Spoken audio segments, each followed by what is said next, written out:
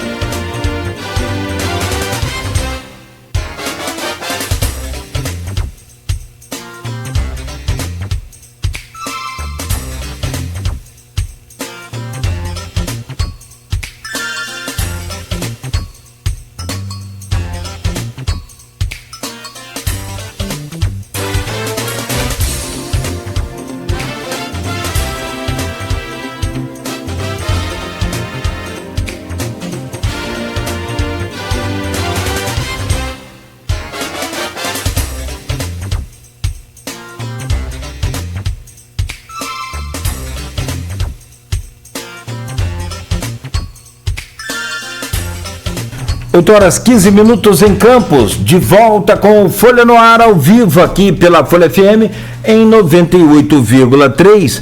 Tempo segue bom para Campos hoje, a previsão é de tempo bom, máxima de 31, mínima de 18, agora faz 24 graus aqui no centro da cidade. Estamos ao vivo de volta, tanto aqui pela rádio quanto no Face, no YouTube, no Instagram. Sempre a gente fala que dá uma olhada lá no nosso canal no YouTube, né? Segue a gente lá, pede para receber aí o aviso de vídeo, tudo que a gente produzir aqui você vai ser notificado, né? Dá um joinha lá, e lá no YouTube a gente fica mais bonito ainda, entendeu? Fica mais... Não, porque no YouTube é um canal específico para vídeo, né? O Face se adaptou, o Instagram e tal, mas são bons canais, tudo bem, mas pode seguir lá no YouTube que você vai ver como que a gente é mais bonito que você pensa. No oferecimento de Coagro, Proteus, é que a Luiz não tá aí para zoar meu cabelo, falando que eu pinto o cabelo, tá, agora esquece. Agora me tolera. Você também, Teseu? No oferecimento de Coagro, Proteus, Unimed Campos, Laboratório Plínio Bacelar, Vacina Plínio Bacelar, Rede de Postos Mariana, e também com o apoio de Radmed Diagnósticos por Imagem. Nós voltamos com Folha no Ar, e hoje é quarta-feira, dia do Jornal Folha da Manhã, nas bancas aí de toda a cidade, e bem cedo já, né, com a edição impressa, tá ok? Bom, no programa de hoje, conversando com o coordenador geral do Sindipetro NF, Teseu Bezerra, já falamos aqui dos erros e acertos dessa campanha para a eleição a prefeito, e agora eu peço a você, Teseu, para fazer o mesmo também, erros e acertos sobre a campanha de vereador. Se me permite, vou usar até aqui uma parte da coluna do artigo que o Cristiano Abreu Barbosa escreveu no dia 7. Sim, que é também... Você chegou a ler? Você viu lá? Eu li todos. Então. Justamente para... É bom, porque você tem esse contraponto para trazer para a gente. Ou o copo está meio vazio ou está meio cheio? Como é que nós vamos enxergar esses números aí, né, pelo PT? Agora, o Danilo estava também com os dados aqui interessantes sobre a esquerda como um todo na eleição, que a gente pode avaliar também, pode conversar, mas falando sobre vereador, duas coisas que se falava muito, que ia ter um número maior, que é ter uma mulher na Câmara, ou pelo menos mulheres na Câmara. Conseguimos uma só, né? E não sei se agora, com ano que vem, prefeito puxando, não sei como é que está essa coisa de suplente, que alguns devem sair. Por exemplo, Wagner está muito cotado para ser secretário de Educação. Tem o próprio Diego Dias, que ganhou a eleição também, era secretário municipal de iluminação pública. Enfim, tem essas adequações que podem trazer outros suplentes aí, outros nomes que são suplentes para a Câmara. E pode ter nesse meio tempo outra mulher, mas por enquanto só tem uma que ganhou a eleição, que é a Tamires Rangel, filha do deputado Tiago Rangel. Bom, a divisão da esquerda saiu cara na briga pela disputa de uma vaga na Câmara. Escreveu Cristiano Abreu Barbosa, diretor comercial aqui do Grupo Folha da Manhã de Comunicação. Ele diz ainda, faltaram aproximadamente 2.700 votos para o PT eleger Teseu em Campos.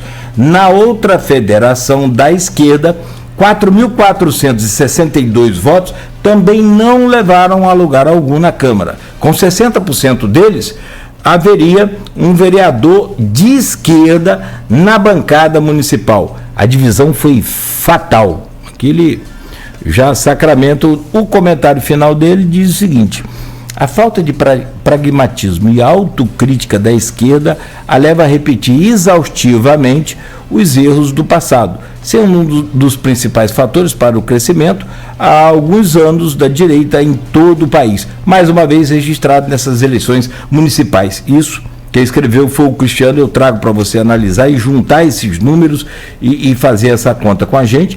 E como eu comecei falando que tinha dois pontos que muita gente comentava, era sobre uma mulher na Câmara e a esquerda com uma cadeira.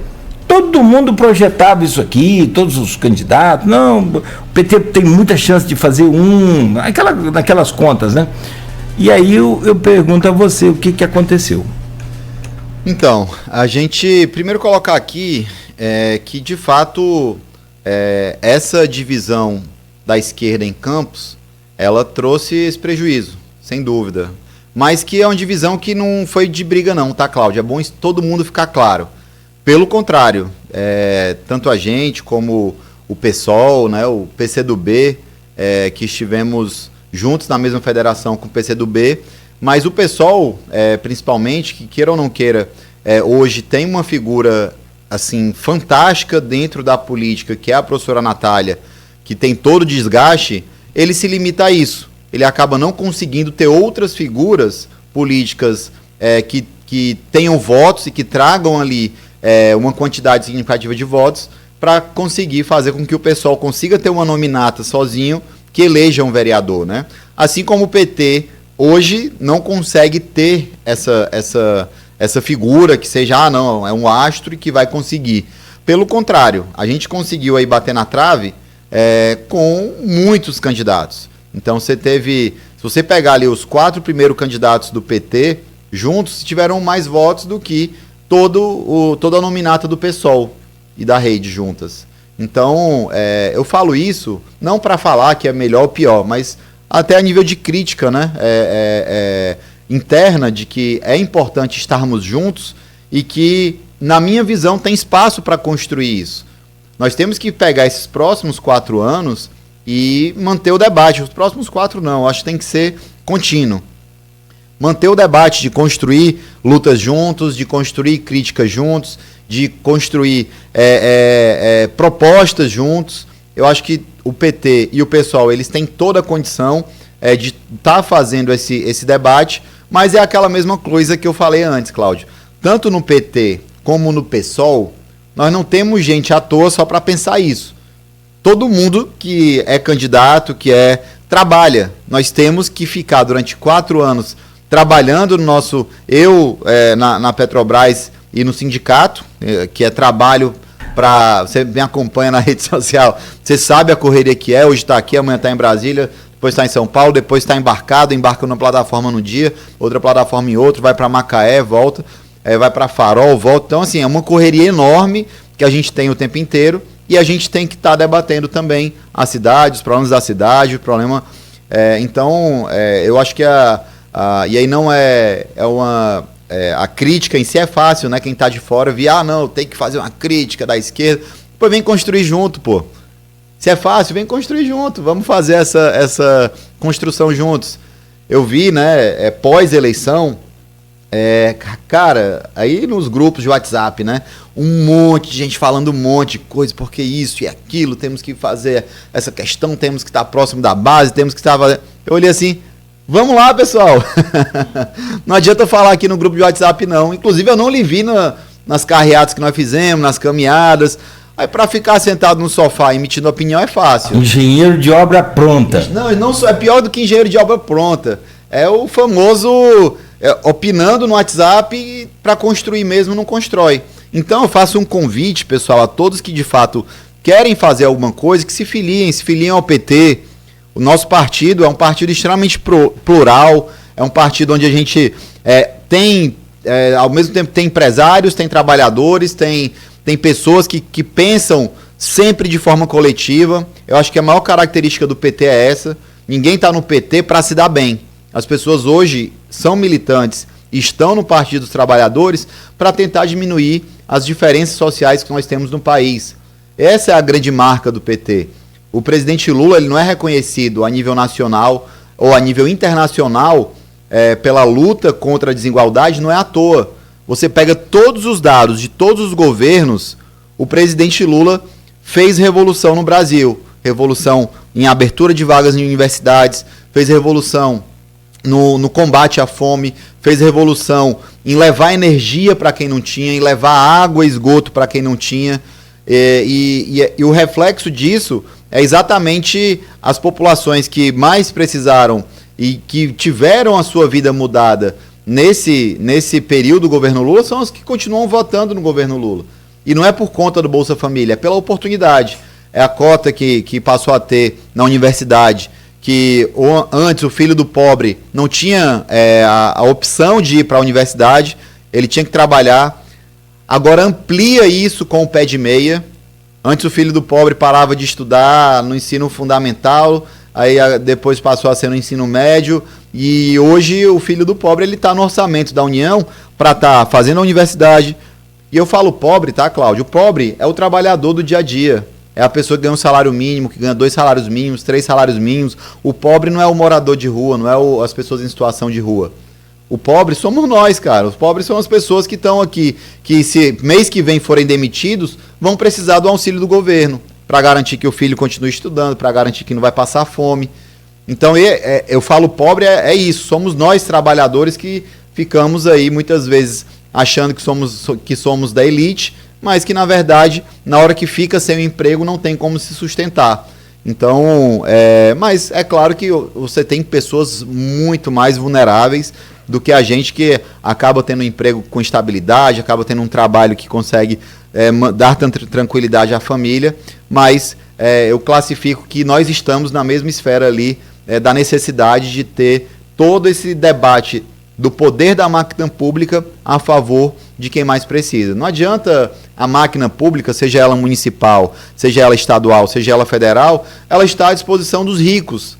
E na hora que dá um problema, como deu em 2008, na crise de 2008, né, crise internacional, quem socorreu os bancos americanos foi o governo, com bilhões e bilhões de dólares que foram dados do Tesouro Nacional americano para os bancos, para eles não quebrarem. Hoje, o Boulos que fala muito isso, né? Hoje, o maior ladrão de casa das pessoas trabalhadoras, sabe quem é? São os bancos. Sim. O pobre hoje perde a casa para o banco, ele não perde para o assaltante, ele não perde para alguém que invadiu, não perde para o MST, não perde para o MS... Se cria essa narrativa de que é dessa forma para poder colocar as pessoas contra quem faz o debate sério sobre quais são os problemas da sociedade. Não sei se você viu uma entrevista aqui do Mangabeira Unger, e ele falava sobre isso. Uma das primeiras coisas para resolver... Quem manda no Brasil é quem? Os bancos. Quem manda no país são os bancos. Quanto é que é o juro do seu... Cartão de crédito, do seu cartão de crédito. Cheque especial, que é o dinheiro que você tem instantaneamente ali. Não existe uma regra para juro de cartão de crédito no Brasil. Se você fizer a conta, vai ter cartão de crédito te cobrando 700% ao ano.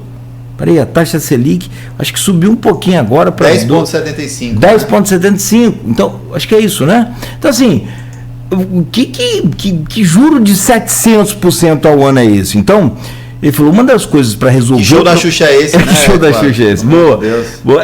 Uma das coisas para resolver o problema do Brasil hoje, de imediato, é criar e abrir, por exemplo...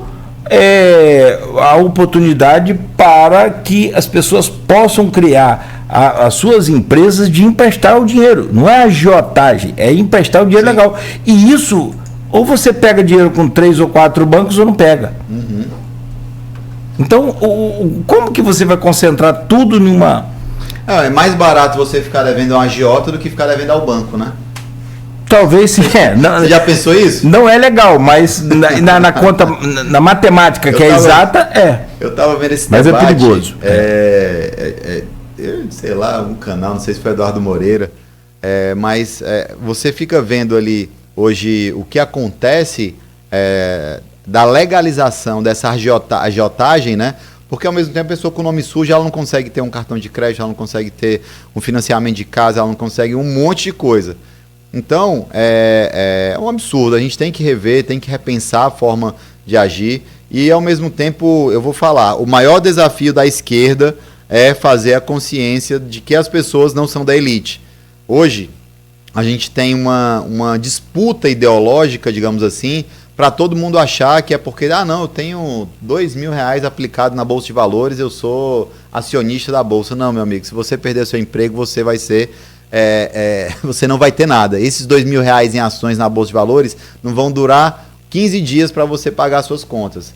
Então você tem que estar consciente de que você ter um investimento é importante, você que escolhe qual vai ser a sua organização financeira, você tem que pensar na sua aposentadoria, se quiser ter uma reserva, isso tudo você tem que pensar e fazer. Mas ao mesmo tempo você tem que saber qual é a sua posição na sociedade. A sua posição na sociedade é de trabalhador, é da classe trabalhadora, é de baixo. Então, a gente tem que estar muito consciente. Esse, eu diria que é o maior desafio da sociedade brasileira, é exatamente a gente conseguir mostrar para as pessoas que elas são trabalhadoras e que todo esse debate, até o pequeno, né, Cláudio, é o salão de beleza que tem no bairro, é o mercadinho, até o pequeno comerciante, ele tem que entender que o lugar dele na sociedade é esse, é de trabalhador.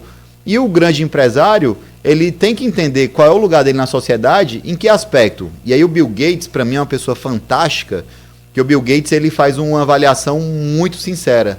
Ele é um dos maiores bilionários do mundo, isso aí todo mundo sabe, mas ele é um dos maiores militantes para que os ricos paguem mais impostos. Ele sempre faz essa cobrança. É um absurdo a quantidade de imposto que eu pago, mas é um absurdo no sentido inferior, de que ele deveria pagar mais imposto. Então isso ajuda com que a acumulação de riqueza ela se perpetue, ela permaneça. Então você tem é igual aquela música da Bom Xibom Xibom Bom Bom, né? Onde o de cima sobe e o de baixo desce. O rico cada vez fica mais rico e o pobre cada vez fica mais pobre. Se a gente não tiver um debate sério de sociedade em relação a isso, a gente não vai conseguir evoluir. Então, o mega empresário, o grande empresário, ele às vezes fica incomodado, porque eu pago muito imposto, eu paguei tanto de imposto, mas no final, quando a gente vê o balanço patrimonial e o balanço financeiro dele, da empresa dele, ele pagou menos imposto do que eu e você que estamos aqui na ponta, e o Beto que está aqui do nosso lado, que todo mês a gente tem um descontozinho bonitinho ali no final do mês, na nossa folha de pagamento, seja ele como pequeno empresário, como microempresário, mas principalmente como trabalhador de carteira assinada. Então, a gente tem que fazer um debate sério sobre isso, para que as pessoas entendam qual é o lugar delas na sociedade e fazer um enfrentamento a isso tudo, né? Não adianta só eu falar aqui na rádio e não conseguir conscientizar de fato todo mundo de que a gente tem que brigar para uma reforma tributária aconteça e de fato o rico pague mais imposto. Aliás, isso é outro tema que a gente pode falar na oportunidade. Vamos continuar esse exercício aqui da busca dos votos, do prejuízo, enfim, como o Cristiano colocou aqui, da esquerda dividida e que traz aqui um prejuízo muito grande, né, para a esquerda.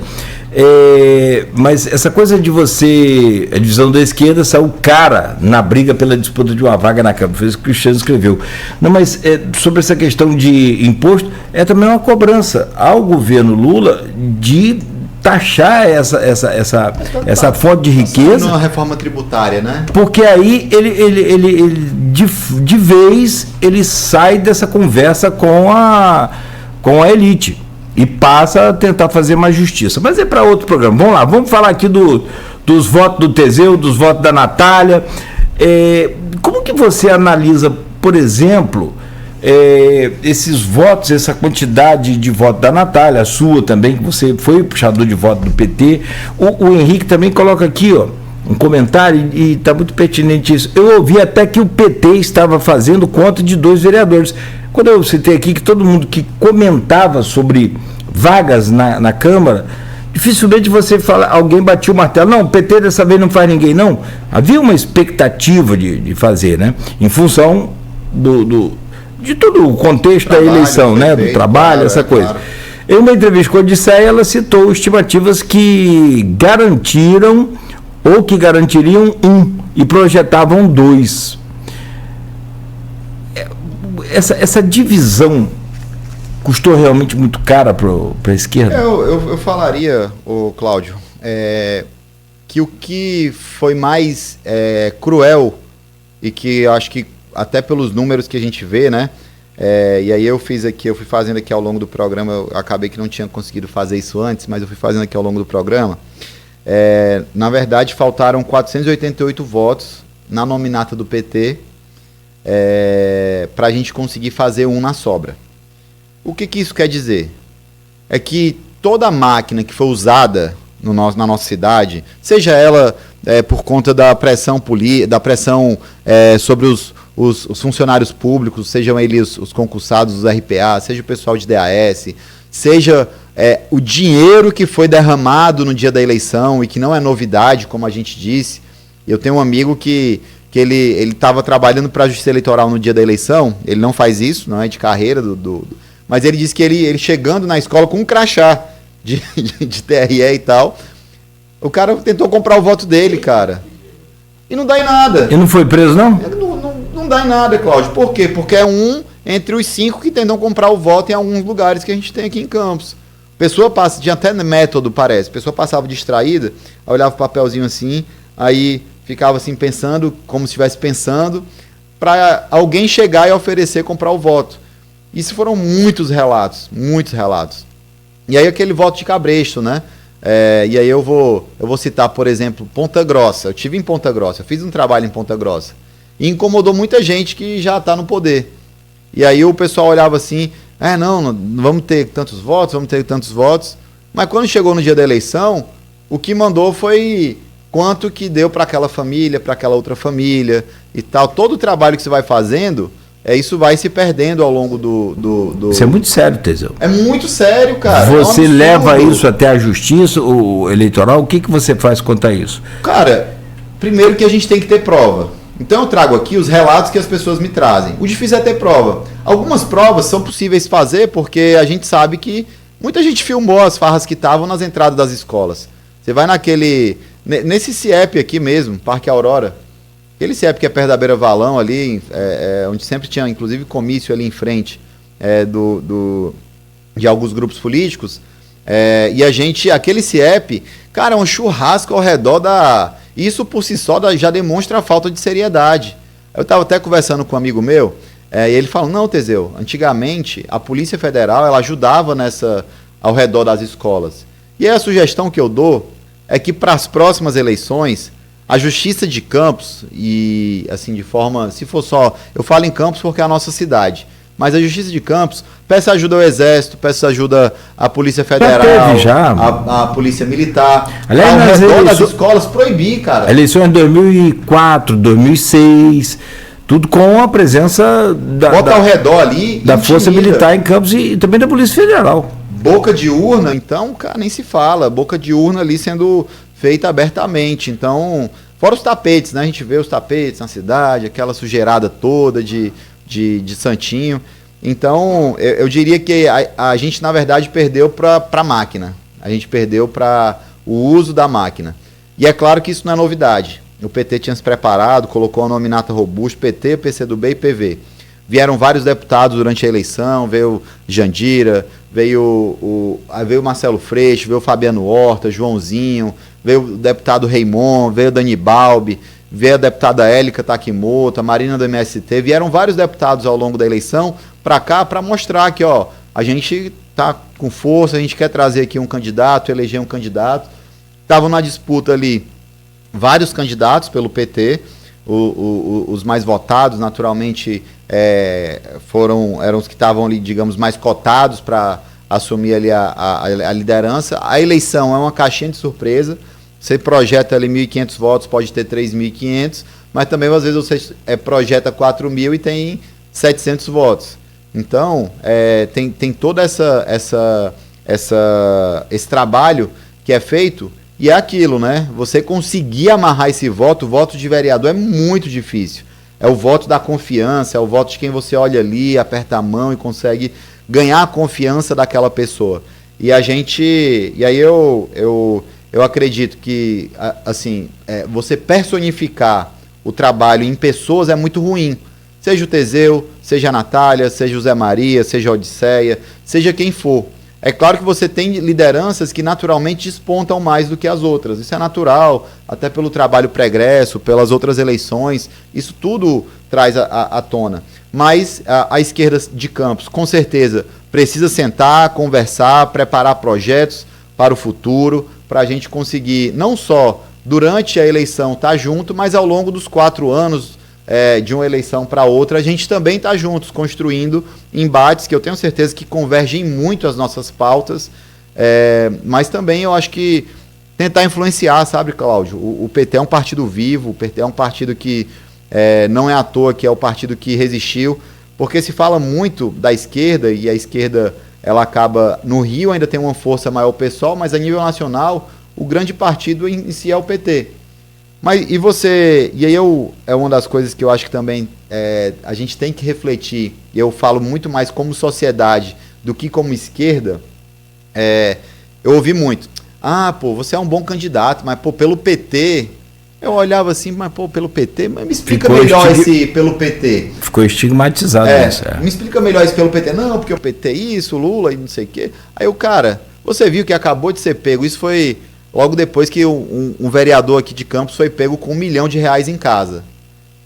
Uma arma e por aí vai. Mas e o PP, que é o partido o atual partido do prefeito, que na próxima eleição ele pode estar em outra, e na passada ele estava em outra, é atual partido do prefeito e foi pego com R$1 milhão, e que é o partido mais envolvido na Lava Jato. O PP tá ok? Tudo bem votar no PP, é isso? Então você tem que fazer as pessoas refletirem. É o partido o problema? Não, o problema são algumas pessoas que estão em alguns partidos.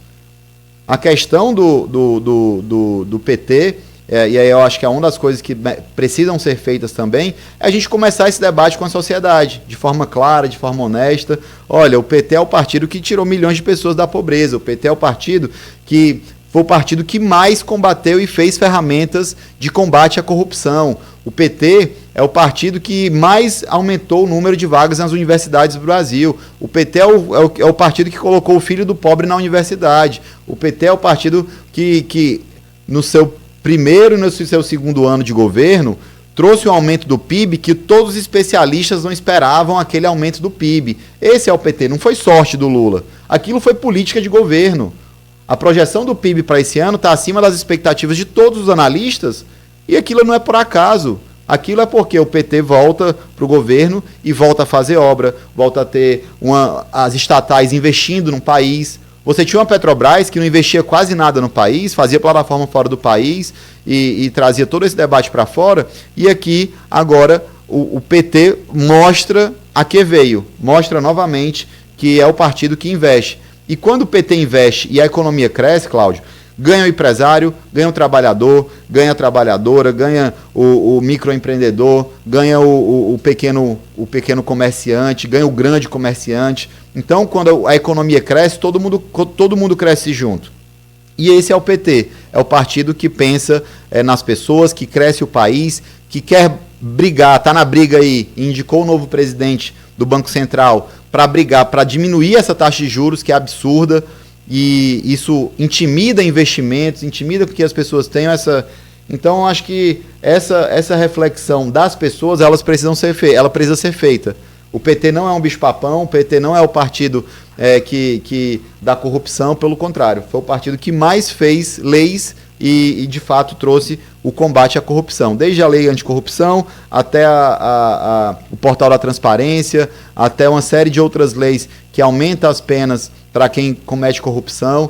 Então, enquanto isso, a direita, ela fica ali navegando, e aí não importa se pegou joia para vender refinaria, não importa se...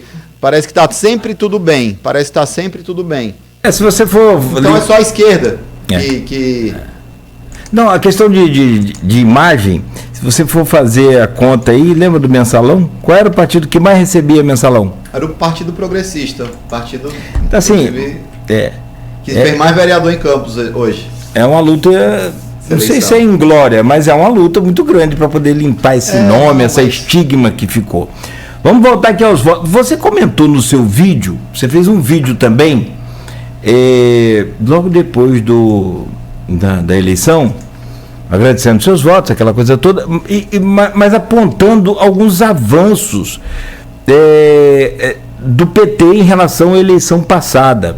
Queria que você falasse sobre esses números, sobre esse avanço, e vou, já de contrapartida, colocar a esquerda junto desse bolo, porque o Danilo estava comentando agora aqui que a esquerda como um todo sempre fez uma média de 15, 16 mil votos em Campos. Nessa fez menos. É possível olhar aquele copo agora, está pela metade de água ou está pela metade vazio? Não tem essa metáfora, cara, né? Depende da forma que você olha. Cláudio. Não, sem dúvida. Perder a eleição, essa eleição agora, o PT e a esquerda não conseguir fazer um representante, seja com a gente no PT, seja com a Natália no PSOL, sem dúvida é uma derrota. Não tem como a gente falar que não é uma derrota eleitoral. Mas, ao mesmo tempo, quando a gente olha o cenário que estava posto, o dinheiro que foi gasto, e assim, eu não tenho prova nenhuma, mas as cifras que a gente ouve falar nos bastidores são enormes. Vocês devem ter ouvido falar também em cifras de centenas de milhões de reais que foram gastos nas eleições aqui. Então, você lutar contra todo esse sistema é muito difícil. E, ao mesmo tempo, a gente pega pessoas que dariam um voto de opinião, e aí muitas vezes essas pessoas elas acabam estando também no governo municipal. Então, aquele voto de opinião que o Teseu disputaria ali na urna, às vezes acaba que é um subsecretário, é um diretor de departamento, é alguém que está na máquina do governo e que acaba tendo que votar em alguém que o governo indica que tem que votar. E aí eu vi muito eleitor petista, mas muito eleitor do presidente Lula, pessoa que acabou não conseguindo votar, não votou em ninguém da esquerda porque estava em algum lugar da prefeitura, não, eu tinha que votar no secretário, tinha que votar no subsecretário. As pessoas me procuravam para falar, pô, Teseu, a campanha tá linda, eu tô muito empolgado, eu acho que você vai conseguir e tal, mas... Você ficava para morrer, porque na hora dos bolsonaristas, Teseu, vou votar em você ficava alegre, né? Os petistas que não. E esses bolsonaristas que iam votar em mim eram pessoas que não tinham compromisso com o governo municipal, com algum cargo, com alguma outra área. Mas você teve mais voto no bolsonarismo do que no... Não tem nem dúvida que tive mais voto ideológico do você indo pro PP aí, ó. Então, assim, mas assim, quando você junta, Cláudio, em 2020 foram 4.643 votos que o PT teve. E aí, só o PT. Ou seja, a gente teve aí um aumento de 67%. Nessa eleição foram 7.770. A gente teve esse aumento de 67% de votos no PT, mas quando você junta com a federação, que aí pega o PCdoB e o PV, essa diferença é maior. A gente teve aí ao invés de 7.700, a gente teve um total de votos de 8.413 votos. Então, o total de votos que a gente teve foi em torno de 85% maior.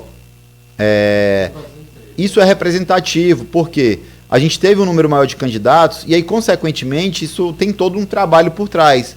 E aí eu vou repetir, sem ter uma secretaria de governo, sem ter um cargo em qualquer esfera de poder. Então, você conseguir trazer mais pessoas para a nominata do PT, meu amigo, é na raça, é na Mas conversa, você tem o governo federal, Teseu. Mas o que tem de cargo do governo federal aqui?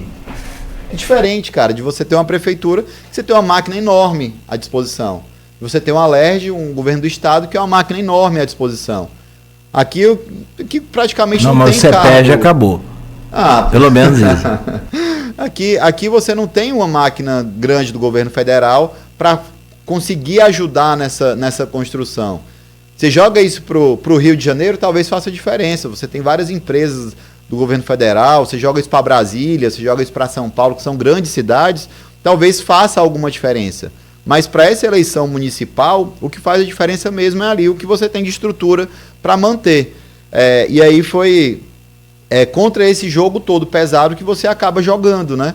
Então, por isso que eu falo que o trabalho de encantar na ponta, ele vai ter que ser repensado. Como que você encanta na ponta? Que foi o que você falou que Garotinho Pai fez à época. George.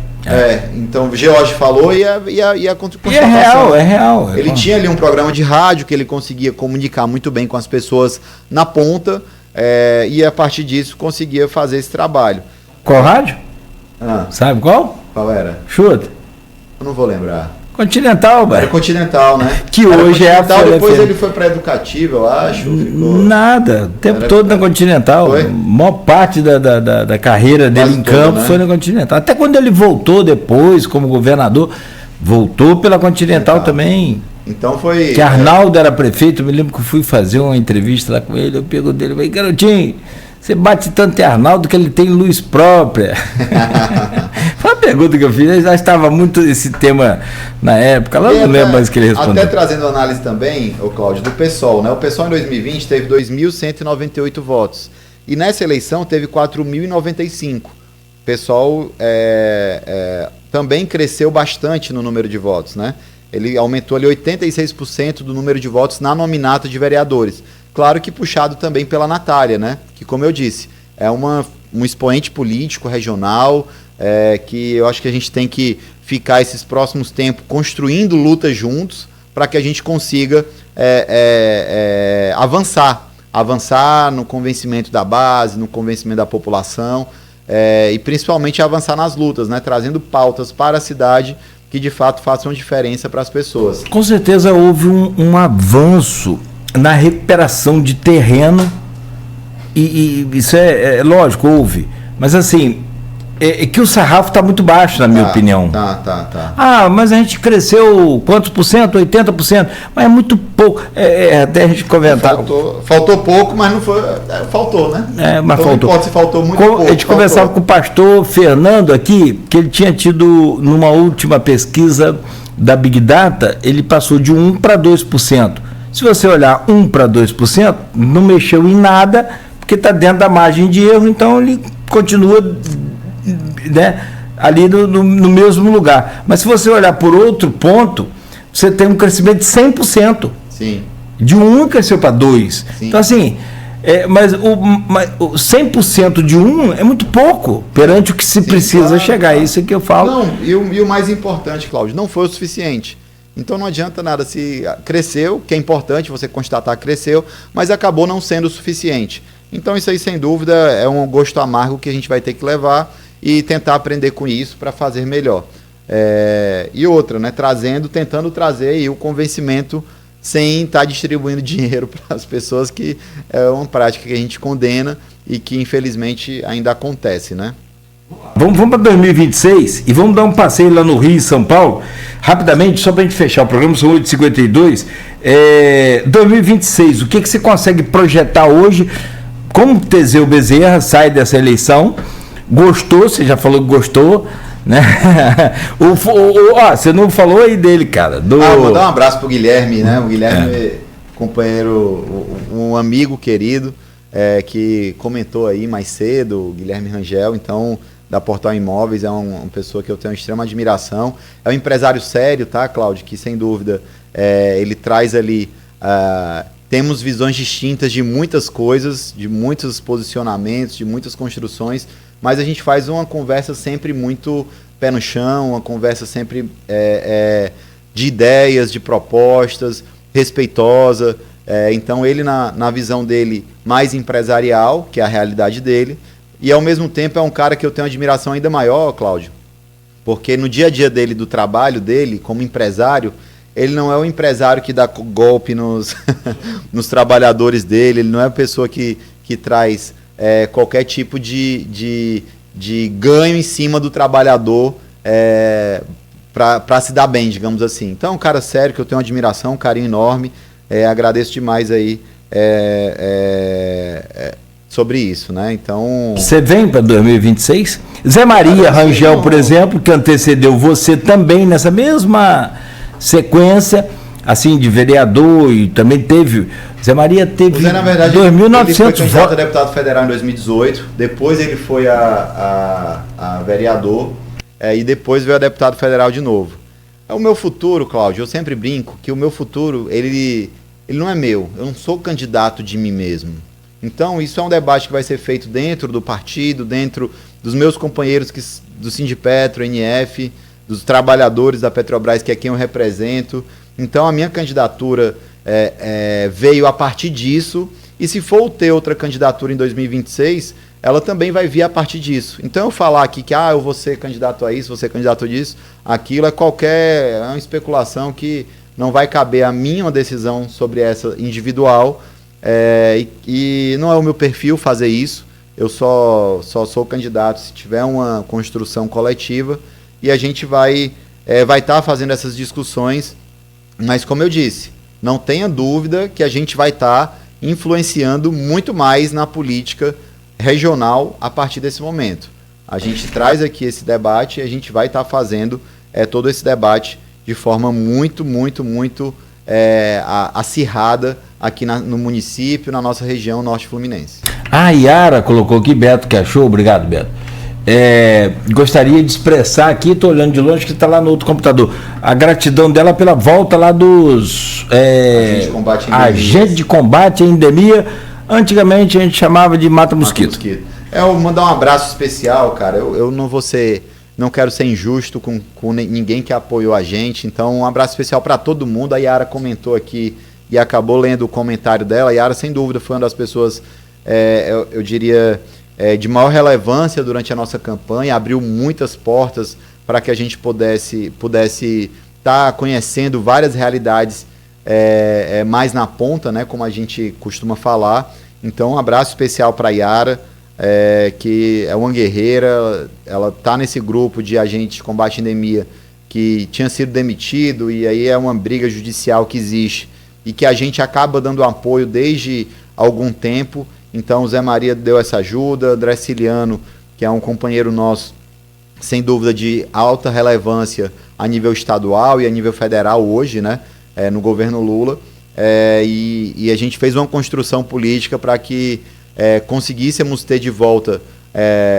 alguns agentes de combate à endemia. Ameaçaram no sentido de cogitaram, né, até colocar o exército para cuidar disso, e acabou sendo quem de fato já tinha trabalhado nesse tipo de trabalho que acabou entrando no processo seletivo. Então, um abraço a todo mundo do CCZ, é uma galera que eu tenho estima grande, tenho um carinho enorme, e que a gente vai continuar junto aí pelos próximos períodos nas lutas que estão por vir. Teria mais força se tivesse um mandato de vereador para conseguir fazer esse embate, mas sem dúvida a gente também vai continuar a luta como era antes, e como vai continuar sendo aí pelo menos os próximos 2 anos. Rapaz, acabou a eleição, vamos dar um passeio lá pelo Rio. Acabou a eleição, começou o risca-faca lá no Rio, né? Risca-faca antigamente não quero ficar riscando faca. Outro dia teve um cara na rodoviária riscando uns facões ali, não foi, Beto? Foi. Briga de facão mesmo. Graças a Deus a polícia chegou na hora. Mas o risca-faca tá lá pro Rio agora. Só aqui, ó. Paz começa a se movimentar, tá no Jornal Folha da Manhã de hoje, do Portal Folha 1 também, com sua liderança lá na Assembleia Legislativa, para a próxima eleição. O Pedro Paulo, do PSD, aliado, colocou lá que, né, o buraco é mais embaixo agora. Precisamos proteger o governo do Estado, enfraquecido do 5º escalão da política fluminense, PSD, MDB, PP, que saíram vitoriosos nas urnas em 2024. Tem que dar um basta, a começar pelo comando da LERJ. Escreveu ele lá na rede social X, o antigo antigo Twitter, né? Vulgo Twitter. Vamos lá. Cara, ou seja, já começou a corrida para governador. Sim. Como a pergunta do Gabriel Torres, cara, não é nem minha, para aí, gente. Bom dia, meu Gabriel Torres é nosso pupilo agora aqui. Pergunta para o Teseu, irmão do Roberto Dutra, sociólogo, professor da UENF, moleque bom. Colaborador nosso. Pergunta para o Teseu, como o PT do Estado do Rio deve se posicionar nessa disputa entre Eduardo Paes e Rodrigo Bacelar? Rapaz, a construção do PT com o Eduardo Paes, ela não é de hoje, né? Inclusive o PT, ele está na gestão municipal do Rio desde o começo desde o começo do mandato do Eduardo Paes agora em 2020, e foi 2020 que ele foi eleito, 2021 começou o mandato.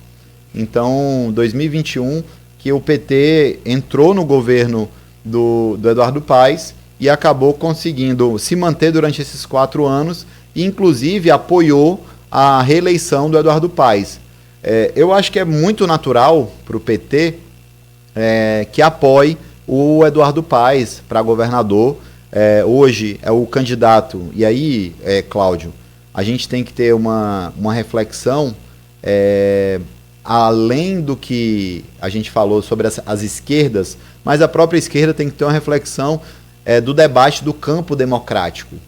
O tipo de político que é Pablo Marçal, né, que se diz que não é político, ou o próprio Bolsonaro, né, que foi presidente do país e que é uma política extremamente baixa, mediada nas mentiras, nas fake news. A gente viu como foram eleições de 2018 e de 2020 e 2022. Já teve uma redução grande em relação a isso. Eu acho que principalmente por conta do pulso firme que teve o Alexandre de Moraes naquele período. E 2024 isso volta a acontecer, tanto é que Pablo Marçal perde suas redes sociais em cima disso. E mesmo assim, mesmo sendo condenado a perder as redes sociais, ele consegue ali agremiar uma nova rede social com um tanto de seguidor que de repente ele consegue novamente.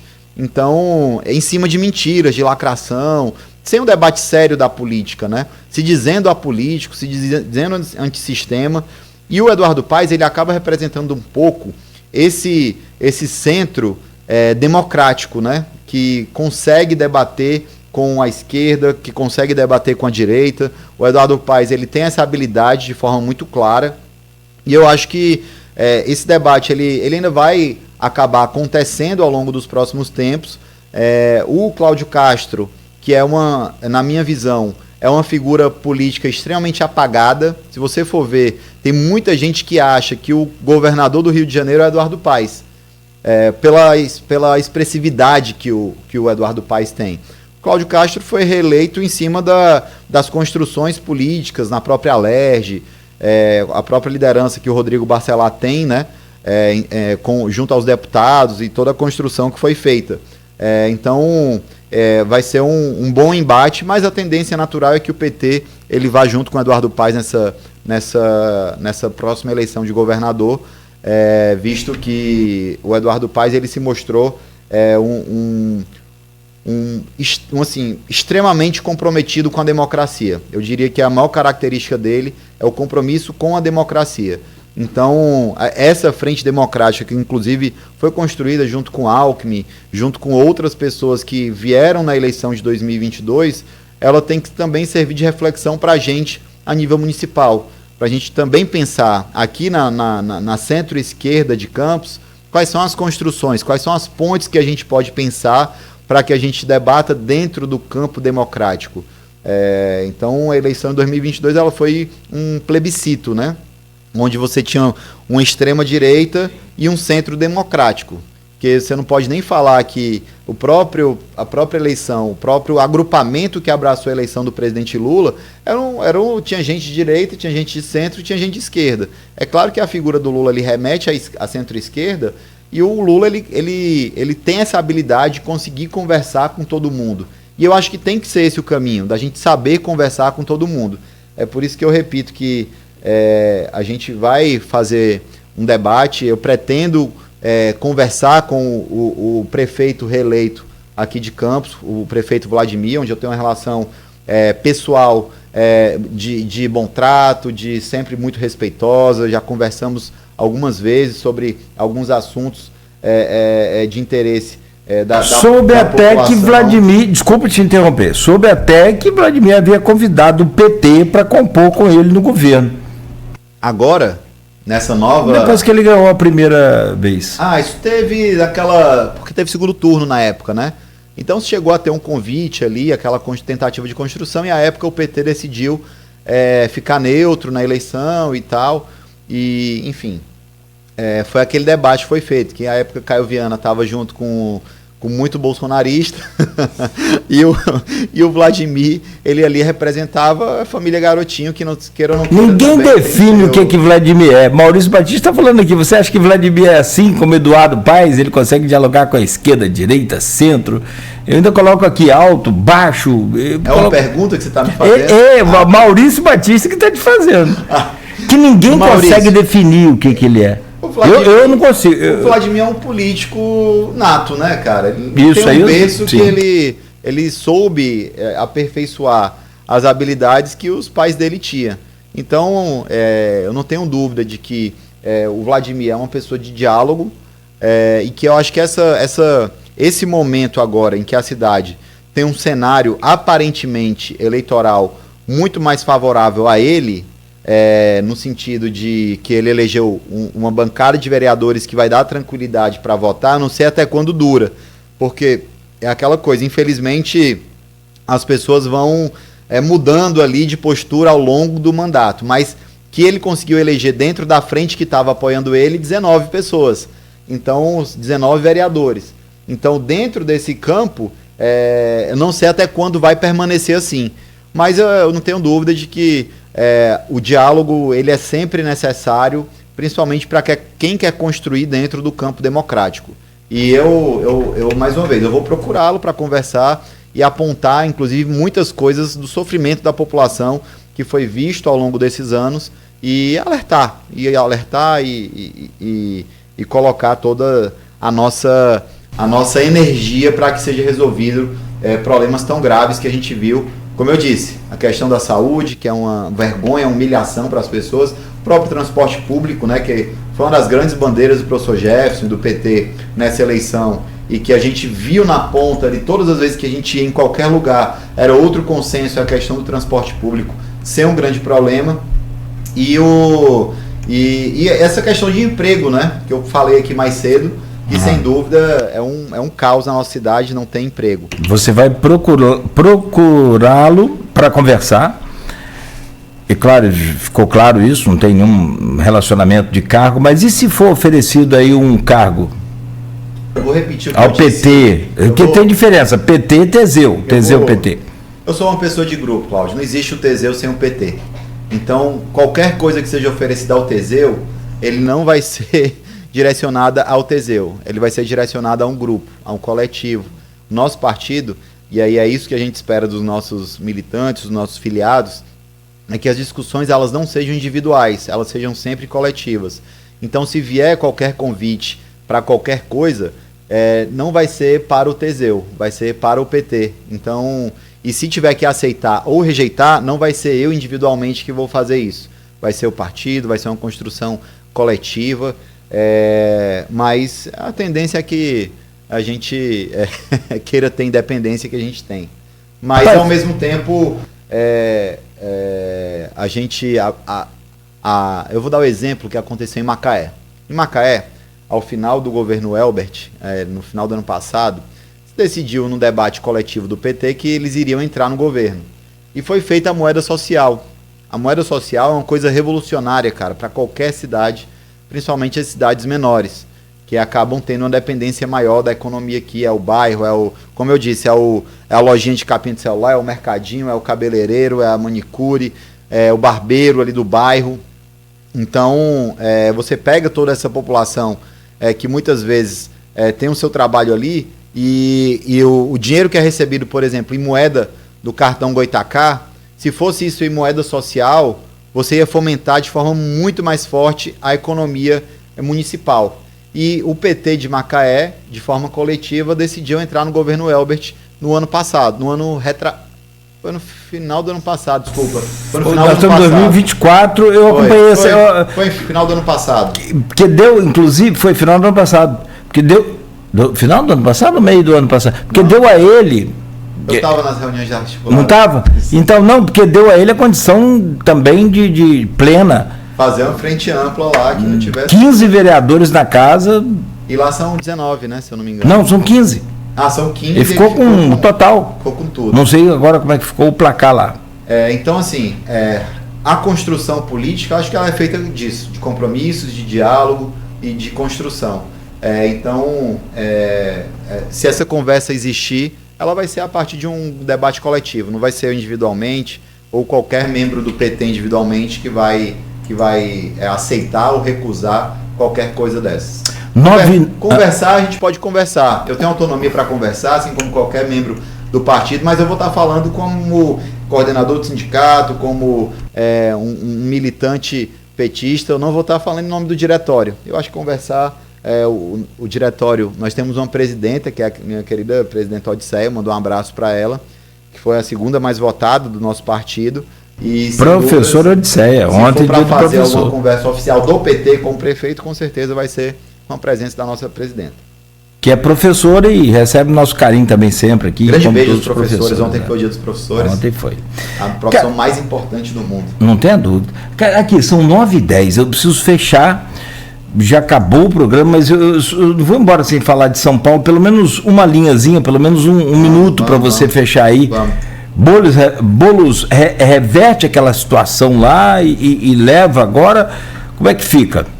São muitas senões, né? Eu não sei se você viu, São Paulo é uma cidade enorme, né? Que você teve Tabata, você teve Boulos, você teve Massal, você teve o próprio Ricardo Nunes. Então, todo mundo coloca uma candidatura em São Paulo porque isso reverbera para a eleição seguinte também. Só que agora, essa eleição, claro, se fosse o Pablo Massal, ela iria ser novamente plebiscitária, né? Você iria pegar ali um extremista de direita, e o Boulos, diferente do que muita gente fala, e aí o próprio Massal foi condenado por isso, né? Pegou um diagnóstico falso de que o Boulos estaria consumindo cocaína, e é mentira. Para quem não tinha visto ainda que era mentira, é mentira. E a gente pega o cenário hoje da eleição, é um cenário incerto ainda, porque você ainda tem 12 dias até o dia da eleição, a gente vê que ainda tem muito indeciso, então esses indecisos eles podem definir a eleição, seja para um lado ou seja para o outro, e aí você pega a posição de cada um dos candidatos. No debate, por exemplo, é gritante a diferença entre o preparo que o Boulos tem e o preparo que o Ricardo Nunes tem. Então, é uma eleição que ela vai ser definida ali nos últimos dias, realmente, como foram algumas eleições. E a gente vai estar trabalhando e torcendo para que o Guilherme Boulos ganhe, porque realmente acho que São Paulo é uma das cidades importantes do país. O presidente Lula, inclusive, ganha a eleição em 2022 na cidade de São Paulo, apesar de no estado perder, mas na cidade de São Paulo o presidente Lula faz essa... E é interessante que é tão forte a marca do PT, Cláudio, não sei se você viu essa, mas que foram em torno de 50 mil eleitores, acho que 48 mil para ser mais preciso, eleitores que votaram 13 na urna. E esses votos acabam sendo anulados. O berço do PT ali, né? Então é muito marcante isso, né? E aí a gente vai ter que ter todo esse trabalho para que São Paulo volte a ter um governo que olhe para o povo. O último foi Haddad, né? Depois veio Dória, aí depois o Bruno Covas, né, que acabou falecendo logo no começo do seu segundo governo, e o Ricardo Nunes assume. Então, e São Paulo tem esse histórico, né, de não reeleger prefeitos. Então, desde 2000, onde Marta Suplicy foi eleita, de lá para cá todos os prefeitos foram prefeitos de um mandato só. Então, é uma cidade que ela tem essa característica da mudança para prefeito.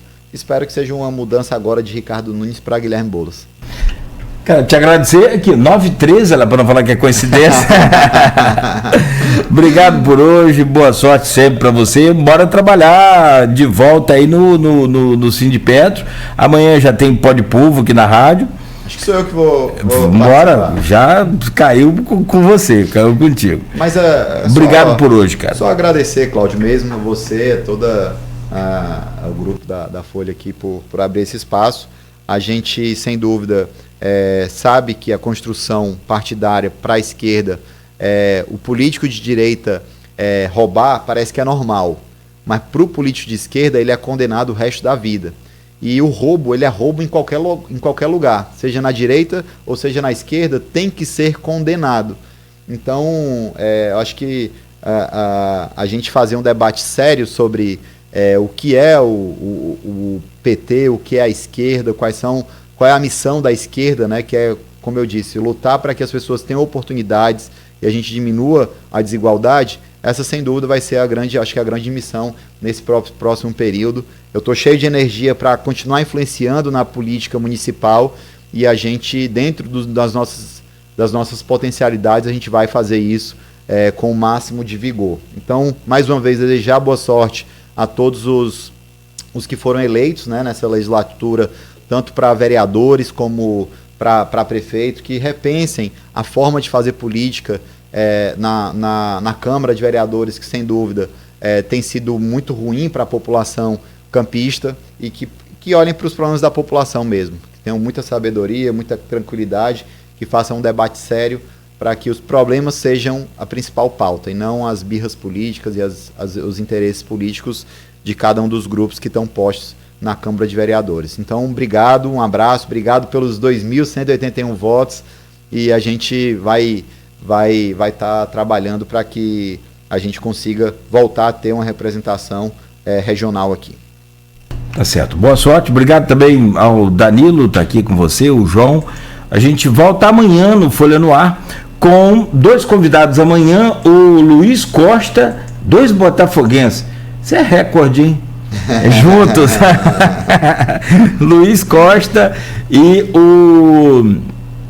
o Gustavo Matheus, que são da comunicação da Prefeitura de Campos, a gente continuar nessa esteira aí, fechando essa semana, fazendo essa avaliação de urnas, de votos, onde foi mais, onde foi menos, o que vai melhorar, o que não vai, no próximo governo, se vai ser um petáculo ou não vai ser. Rapaz, tá de petáculo, apoiou todo mundo aí. Não teve um também que não reclamou do petáculo. Agora, é preciso entender essas evoluções. Ó, tem um cara da esquerda que tá, bicho, despontando aí, o pessoal não acompanha, a gente que gosta mais de política, né? Tal de João Campos. João Campos, ele teve ontem, inclusive, em Fortaleza lá. Teve lá? Eu tive em Fortaleza esses dias, foi aniversário da minha avó, né? Aham. E aí eu tive num comício com o presidente Lula lá em Fortaleza. É sempre muito bom ouvir o presidente Lula e ver a energia que ele tem para mudar o país. E o João Campos esteve lá ontem. Por acaso, você falando em João Campos, eu achei uma pena eu ter voltado num voo que não coincidiu, não deu né? tempo de pegar e dar um abraço no João Campos. Ele, só rapidinho, ele é prefeito de Recife, lá no Pernambuco. Cara, assim, ganhou com quase mais de 80% dos votos, não foi? Ele é filho do Eduardo Campos, mas o cara passeia na internet tanto quanto o Vladimir aqui, mas numa proporção gigante, que muito é a capital maior, de uma Recife, né? É capital de um estado, a cidade dele. E assim, tá decolando, quem sabe, um líder novo da esquerda ali, muito forte. Sem dúvida. Muito forte, mas com um perfil muito popular. Ele não consegue gravar vídeo na beira de asfalto. Ele foi gravar, não conseguiu. Você viu aqui, ó? Ninguém deixava. O pessoal de ônibus, de moto, a pé. Vamos ver, vamos aguardar. 9h18, a gente volta amanhã num oferecimento de Coagro, a cooperativa dos fornecedores de cana de Campos e da região, de Proteus, serviços de saúde e medicina ocupacional, qualidade certificada ISO 9001-2015, Unimed Campos, cuidar de você. Esse é o plano. Laboratório Plínio Bacelar e vacina Plínio Bacelar, cuidando bem de tudo que te faz bem, e ainda com Rede Mariana de Postos, qualidade e compromisso com você, com o apoio de Radmed Diagnósticos por Imagem, sempre à frente. Informe do